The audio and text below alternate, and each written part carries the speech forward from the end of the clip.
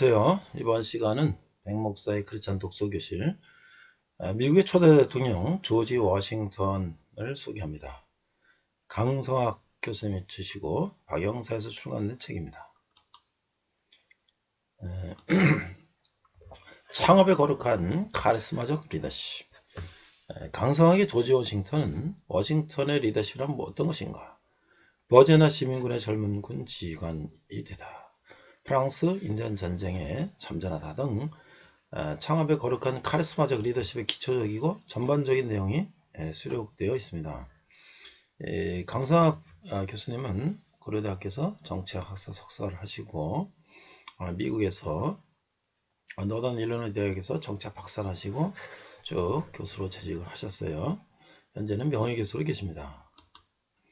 자, 이 책의 목차를 보니까 저희 프롤로그, 워싱턴의 리더십은 어떤 것인가? 앞서 말했던 세 가지 목차가 있고요. 미국의 대륙권 총사령관이 되다. 독립을 위한 혁명전쟁을 수행하다. 총사령관직의 도전을 물리치다. 프랑스의 계획과 미국, 프랑스 동맹으로 전쟁의 승리를 거두다. 그래서 이제 미국의 초대 대통령이 되다. 이런 식으로 되어 있습니다. 자, 저자는 서문에서 이렇게 말씀하고 있어요. 본서는 미국 합중국이라는 위대한 근대 민주공화국 탄생의 혁명적 드라마 속에서 조용하게 출연한 한 거룩한 카리스마적 지도자의 생애와 리더십에 관해 쓴 것이다. 지금까지 정치에 관한 쓴 책들 가운데 세상에서 가장 유명한 군주론, 이 저자인 마키아벨리는 그 책에서 이렇게 말했다. 자기가 새로운 질서를 시작하는 우두머리가 되는 것보다도 더 다루기 어렵고 더욱 성공이 의심스러우며 관리하기 보다 더 어려운 일이 없다는 것을 기억해야 한다. 왜냐하면 이 혁신자는 구질서부터 혜택을 본 모든 사람들을 적으로 갖게 되는 반면에 새로운 제도에서 제 혜택을 볼 것으로 기대되는 사람들은 미온적인 옹호자에 지나지 않을 것이다. 정말 그렇죠. 기존 질서를 파괴하면 기득권자들은 반대를 하고 새로운 질서를 구축하면 아직 그 사람들은 진감인가 하는 거죠. 이런 냉담함은 부분적으로 기존의 법률에서 혜택을 본 적들의 두려움에 기인하고 또 부분적으로는 잘 수립된 경험의 결과 아닌 새로운 것에 대한 믿음이 없는 사람들의 불신에 기한다. 그러므로 새 질서의 적들이 그것을 공격할 기회가 있을 때마다 그들은 당파적 열정을 가지고 그렇게 할 것인 반면에 다른 사람들은 그것을 무기력하게 옹호할 뿐이라서 이 후자들에게 의지하는 것은 위험하다. 이처럼 마키아벨리는 그 위험성을 잘 알면서도 모든 사람들의 공동 혜택을 위해 새로운 법률 제정과 새로운 질서를 확립하기 위해 새 군주를 위한 비망록을 작성했다. 비록 인간들의 시기에는 본성이 미지 바다와 땅을 찾는 것보다 더 새로운 양식과 질서를 찾는다는 것을 언제나 덜 위험스럽게 만들지는 않지만 모든 사람들의 공동 이익을 위해서는 나는 어느 누구도 아직 가보지 않은 길을 가기로 결정했다. 그러나 마키아벨리는 그가 비판한 이전의 모든 철학자들처럼 자신의 정치적 목적지를 상정했을 뿐 스스로 약속의 땅을 결코 밟지 못했다. 그의 계획은 그만큼 성공하기 어려운 것이었다. 바꿔 말한다면 그는 영원히 영광스러운 새로운 창업자와 수성가가 되길 염원했다. 창업은 원래 나라를 세운다는 걸 의미하고 수성은 건국한 나라를 잘 유지한다는 뜻이다. 마키아벨리는 자기의 계획을 실천에 옮겨보지도 못했지만 세계사에서 18세기 말에 새로운 근대 민주공화국을 신천지 미국 땅에 최초로 세웠을 뿐만 아니라 더 나아가 이 새로운 민주공화국이 항구적으로 유지될 수 있는 토대를 마련한 아주 탁월한 정치 지도자요 거룩한 영웅이 한 사람이 있었다. 그가 바로 미 합중국의 초대 대통령인 조지 워싱턴이다. 마키아벨리는 무장한 예언자들만이 성공했던 반면에 비무장 예언자들은 모두 실패했다고 주장했다. 그는 성공한 영웅들로 모세, 사이러스, 테세우스 그리고 로물루스 등을 내세웠다. 조지 워싱턴도 독립을 위한 혁명 전쟁을 수행하는 동안에는 아메리카 대륙권의 총사령관으로서 일종의 무장한 예언자다. 그러나 1783년 전쟁이 승리한 워싱턴은 대륙권의 총사령관직을 사임하고 로마 공화정의 킨키나투스처럼 마운트 버넌의 자기 농장으로 미련 없이 돌아왔다. 그리고 6년 후에 신생 독립군 미합중국의 초대 대통령으로 추대되었다. 이때 워싱턴은 마키아벨리가 모두 실패했다고 주장하는 일종의 비무장 예언자였다. 게다가 워싱턴은 8년간의 대통령 임기를 마치고 스스로 다시 농부요 일개 시민으로 돌아갔다. 이것은 마키아벨리가 상상하지 못했던 일이었다. 그리고 바로 이런 역사의 전례가 없는 중대한 차이로 인해 워싱턴을 단순히 위대한 지도자를 넘어 신의 영역의 한 다리 걸치는 거룩한 지도자가 되었다고 생각된다. 그리고 바로 이런 이유에서 나는 본서에서 처음으로 조지 워싱턴의 리더십을 위대함을 넘어서 거룩한 리더십으로 정의한 것이다. 요컨대 창업 하나만으로도 매우 지난하고 나가서 수성의 발판을 마련한다는 것은 더욱 어렵다. 그런데 워싱턴은 이 어려운 두 가지 과업을 동시에 성취하여 세계 역사상 참으로 위대한 영웅이요 인류의 영원한 스승이 된 것이다. 대한민국도 미국의 영향을 받아 민주공화국을 수립하고 유지해 왔음에도 불구하고 아마도 우리 한국인들은 거의 모두가 조지 워싱턴의 고결한 생애와 거룩한 정치적 리더십에 대해 아는 것이 별로 없다고 해도 결코 과언이 아닐 것이다.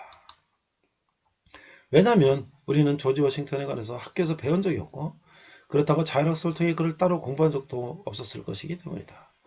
그러나 우리가 진실로 소중히 생각하는 자유민주주의 근대적 뿌리를 역사적으로 찾아가려 한다면 그것은 바로 18세기 말 미 합중국의 건국과 미국의 국부인 조지 워싱턴이 아닐 수 없다. 왜냐하면 그가 바로 오늘날 우리가 향유하는 근대 자유민주주의 창업자요 민주주의 위대한 모범이기 때문이다. 따라서 조지 워싱턴 대통령은 오늘날 우리 한국인들에게도 위대한 스승이 될 수 있다. 비록 인류 역사의 수많은 위대한 정복자들과 민주 정치 지도자들 간에 어떤 공통의 덕목이 존재한다 할지라도 과거 정복자들은 우리의 스승이 될 수 없다. 왜냐하면 우리 시대는 수단과 방법을 가리지 않는 잔혹한 정복의 시대가 아니기 때문이다. 조지 워싱턴은 미국의 국부로서 미군들이 사우스다코타 주의 러시모 바위산에 새겨진 4명의 큰 바위 얼굴의 대통령 중 한 사람일 뿐만 아니라 미국의 저명한 역사가들이 평가한 역대 대통령들 중에서 에브라함 링컨 다음으로 가장 위대한 대통령으로 미국인들에 의해서 언제나 변함없이 인정되고 또 칭송을 받아왔다. 조지 워싱턴은 진실로 조용한 사나이였다. 그러나 그는 아주 카리스마적 리더, 지도자였다. 그가 살던 18세기에는 카리스마라는 용어가 존재하지 않았다. 그러나 약 2세기 후에 독일의 사역자 막스 베버에 의해 카리스마라는 용어가 처음 사용되고 리더십의 연구가 보다 다양화되었다. 그러므로 오늘날 리더십 연구의 용어와 분류를 적용한다면 조지 워싱턴은 분명하고 명백하게 아주 두드러진 카리스마적 리더 지도자라고 묘사할 수 있다. 그러나 워싱턴의 시대엔 탁월한 지도자는 전통적인 용어로 영웅적 지도자로 묘사되었다. 간혹 영웅적 절대군주에게 대제, The Great라는 칭호가 사용됐으나 영국의 군주와 혁명전쟁을 수행하여 민주공화국을 수립한 미국에선 워싱턴 대제라고 호칭될 수 없었다. 그래서 그는 당시에 단지 미국의 대통령으로 그리고 동시에 국부로 불렸던 것이다. 따라서 우리 한국인들도 조지 워싱턴 대통령을 진지하게 연구하고 그로부터 배우는 것이 참으로 필요한 과제라고 말해도 좋을 것이다. 그를 이해하고 배우는 만큼 우리 민주주의에 대한 생각도 그만큼 고결해지고 강화될 것이다. 그는 최초의 근대의 민주주의 국가의 창업자이고 동시에 건국한 국가를 모범적으로 수상까지 할 수 있는 토대를 제공한 최초의 민주정치 지도자이고 근대의 민주주의 정치가의 전형이기 때문이다. 한국의 민주주의 발전을 위해서는 위대한 민주주의 지도자들을 연구해야 한다는 사유와 판단하에 나는 인류 민주주의 최대한 스승들인 19세기 에브라함 링컨, 20세기 윈스턴 처칠과에 관한 각각의 저서를 출간했다. 이제 그 뒤를 이어나는 근대의 민주주의 뿌리가 되는 18세기의 조지 워싱턴에 관한 본서를 출간하게 되었다. 이로써 자유민주주의 국가에 관한 워싱턴의 창업, 링컨의 수성, 그리고 처칠이 절명에서 국으로 구성된 기나긴 3세기에 걸친 위대한 민주주의 실천적 스승에 관한 나의 연구 3부작을 이루게 된다. 다시 말해서 그것은 역사상 거룩한 국가 수립과 내부 분야를 극복한 탁월한 수성, 그리고 절망적 상황에 빠진 나라의 장엄한 구원이라는 연속적 주제에 관한 연구의 일종의 3일체를 이루는 셈이다. 그리고 여기에 국제평화의 유지를 위해 리더십에 관한 2013년에 출간된 나의 평화 신과 유엔 사무총장, 국제평화를 위한 리더십의 비극을 다하면 국내 국제를 막는 리더십의 4부작을 이룬다. 누가 뭐라고 하든 적어도 나와는 그렇게 간주하고 싶다. 그리고 앞서 출간된 에브라함 링컨이나 윈스턴 처칠에 관한 것보다는 내용상 조지 워싱턴에 관한 본서가 건국의 리더십에 관한 것이기 때문에 정책 리더십 연구의 가장 적절한 출발점이 될 수 있을 것이라고 생각한다. 아니, 더 나아가서 우리의 유일한 동맹국이며 세계 역사 창조의 주역인 미국이라는 나라를 이해하는 데 조지 워싱턴의 이야기가 가장 좋은 출발점이 될 수 있을 것이라고 생각한다. 그리고 그의 역사의 시대적 순으로 링컨과 처칠 그리고 국제평화의 리더십으로 접근을 하는 것이 좋을 것이다. 반세기 넘도록 정치학을 연구하고 가르쳐오면서 늘 나의 마음속 깊은 곳에 자리 잡고 있는 한 가지 생각은 정치의 본질은 결국 리더십하는 것이며 따라서 이것이 다른 어떤 것보다도 적어도 대학 교육에서 다뤄야 할 주제라고 생각하고 있었다. 최근에 대학 교양교육의 핵심적 주제는 리더십에 관한 것이 되어야 한다는 주장들이 미국에서도 나오기 시작했다. 정책 리더십의 교육을 위해서는 다른 어떤 방법보다도 위대한 정치 지도자들에 대한 공부가 우선되어야 한다. 그럼 우리가 비밀에 쌓인 고결한 정치의 본질에 훨씬 더 쉽게 그리고 보다 더 가까이 접근할 수 있을 것이다. 이상 백목사의 크리스찬 독서교실이었습니다. 안녕하세요. 백목사의 크리스찬 독서교실. 이번 시간은 아브라함 링컨 대통령을 소개합니다. 이 책은 죽어도 사는 사람 불멸의 링컨 유산. 그래서 김동길 교수님과 강성학 교수님이 지으셨어요. 우리가 잘 아시다시피 김동길 교수님은 아브라함 링컨을 많이 연구하시고 그런 분이죠. 강성학 교수님도 마찬가지로 극동대학교 출판센터에서 2018년에 간행된 책입니다. 또 김동길 교수님은 국회의원 하실 때 국회에다가도 아브라함 링컨의 기념 이런 전시 공간도 마련하셨던 그런 것을 저도 기억합니다. 자, 이 책 소개를 보면 우리는 링컨은 잘 알고 있다고 생각하지만 피상적인 수준에 머무르는 정도이다. 링컨의 정치 철학적 사상과 역사적 리더십은 우리에게 시사하는 바가 크다. 그래서 지혜로운 예언자적 비전을 가진 민주주의 지도자였던 아브라함 링컨을 다시 한번 살펴보면서 현재 한국이 직면한 진퇴유국의 질곡에서 벗어날 수 있기를 있는 비전을 찾기를 기대한다. 이렇게 책을 소개하고 있습니다. 자, 먼저 김동길 교수님은 1928년 평안남도 맹산에서 출생하셨고 연세대 영문과 미국 인디애나 대학에서 역사학과를 졸업하셨고 이제 연세대 교수, 국회의원 이렇게 지금도 사회활동을 활발하게 하고 계시죠. 그 다음에 우리가 좀 많이 알지 못하지만 강성학 교수님은 고려대학교 정형외과 명예교수고 극동대학교 석좌교수이신데 이 또 이런 아브라함 링컨에 대한 책들을 포함해서 많은 책을 저서 하셨죠. 자, 이 목차를 보니까 저자 섬은 링컨과 한국이, 그러니까 강성학 교수님하고 김동일 교수님이 나눠서 이 챕터를 구성하셨어요. 나와 아브라함 링컨 대통령, 김동길 교수님이 쓰시면 하죠. 링컨 대통령과 유교 정신. 아무래도 이제 원로 학자분들이시기 때문에 링컨 대통령의 그 객관적인 사실만 기술하신 것이 아니라 우리 역사적인 또 우리 한국과 연결시켜서 책을 쓰신 거기 때문에 좀 더 색다른 그런 감동을 줄 것 같아요. 그래서 남북 전쟁, 링컨 계승자들 이렇게 해서 또 여기 에필로그에 보면은 링컨의 유산이 한국인들에게 주는 교훈이라는 말씀도 우리 같이 보면 좋을 것 같아요. 자, 책상으로 보니까 3장 링컨 윤리적인 대통령. 그래서 의로운 삶을 추구하는 것이 첫째요. 다른 어떤 것을 추구하는 것은 그 다음이라. 덕을 완성하는 것이 먼저요. 다른 모든 것들은 그 무엇이든 부차적인 것이다. 그것은 여기 보면 링컨의 어떤 그 스스로 만든 신화다 이렇게 얘기하지만 그러나 이 지도자로서의 링컨의 위대성은 훌륭한 것이다 라고 얘기하고 있죠. 또한 링컨을 평가하는 가장 확실한 방법은 그가 왕성할 때 내놓은 성명을 통해서다. 그는 이제 그 어떤 특수한 생산자들의 이익이나 뭐 이런 쪽에 설명을 할 때는 더듬거리지만 인간의 인권이나 이런 걸 할 때 아주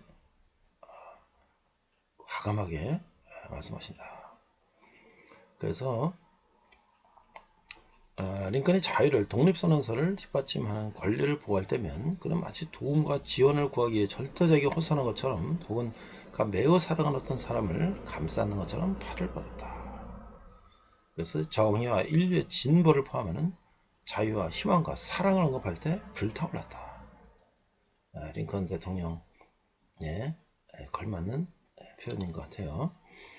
자, 여기 또 이제 맹자하고도 이런 유교적인 사상과도 결부시켜서 설명을 하고 있는데요.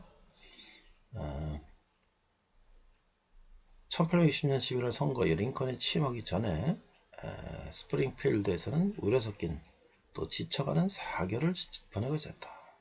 대부분의 시기 링컨은 침묵을 지켰다. 공자는 쉽게 동의하지 않고 결연하며 나무 같은 말하기를 더디하는 자가 선에 가깝다. 그러나 이제 16대 대통령으로 취임할 사람을 묘사하는 것과 같이 말했다. 링컨은 관직을 탐하는 사람, 정치인들, 장사미사들이 둘러싸여 있었지만 그런 차분함과 명랑함을 유지했고 군자는 자부심이 있어도 교만하지 않고 소인은 교만하나 자부심이 없다. 이게 두 원로 학자분들이 돼서 이런 유교적인 사상과 결부시키니까 굉장히 문장이 색다른 맛이 있지요. 그 다음에 이게 이제 중요한 이제 링컨 대통령의 남북전쟁, 노예 해방과 관련된 거. 그래서 상황 매우 좋지 않았지만 남부의 많은 곳에서 공고는 반란이 정리되고 또 노예 소유주들 역시 반란주의 움직임에 흔들리고 있었다. 이런 상태에서 또 이들이 이제 남부 사람들이 무장을 하고 또 무기고를 점령하고 이런 상황들이 있었다라고 설명하고 있죠. 자, 연방정부에서도 남부 동조 세력이 없지 않았다고 국고는 비었고 공적 자금은 최저 수준을 기록하고 있었다. 정규직은 역시 몇몇 탁월한 사령관들의 이탈로 인해서 형편이 좋지 못했다. 갈피를 잡을 수 없을 정도의 혼란한 불협화음을 타고 전국을 휩쓸었다. 게다가 미 연방의 영구적 붕괴를 바라는 9세기의 은밀한 열망 또한 노골적으로 드러났다. 얼마나 사만 초가에 링컨 대통령이 초했는지 알 수가 있죠. 그래서 윤리적 대통령 링컨은 딜레마적 상황에 놓였다. 링컨은 1년 내에 나라를 바로잡을 수 있고 3년 이내 모든 문제를 해결할 수 있다는 것을 보장할 수 없는 상황이었다고 말하고 있죠. 그래서 이 책의 내용들은 이렇게 진행이 되는데요. 우리 본성 가운데 놓인 보다 선한 천사의 호소한 점에 비춰보면 링컨은 결코 평범한 정치인이 아니었다. 현대의 마키아벨리적 혹은 막심적 시각에서 보면 링컨은 웃음거리가 될 수 있다. 그러나 정치 철학자인 동시에 위대한 도덕적 스승이었던 맹자가 다른 상황에서도 사실상 링컨 같은 말을 한 것은 매우 흥미롭다. 이렇게 좀 차원 있게 이제 링컨을 묘사하고 있죠. 우리가 일반적으로 링컨 대통령을 알고 있는 것은 그가 여러 이제 정치적인 낙선, 계속 낙선 하다가 이제 마지막에 대통령이 돼서 남북 전쟁을 통해서 노예를 해방시키고 그러나 결국 그런 암살을 당하는 그런 비극을 맞게 되었는데, 그러나 미국의 역대 대통령 가운데 조지 워싱턴이나 링컨이나 이런 분들이 존경을 받는 것은 그가 이 흑인들의 인권, 또 통합된 미 합중국을 위해서 자기 몸을 내던진 그런 헌신적인 모습에 있지 않았나 이렇게 생각합니다. 이 두 교수님, 원로 교수님들이 지으신 이 책을 한번 읽어보면 새로운 맛의 링컨 전기를 읽게 될 것 같습니다. 이상 그찬 독서교실이었습니다.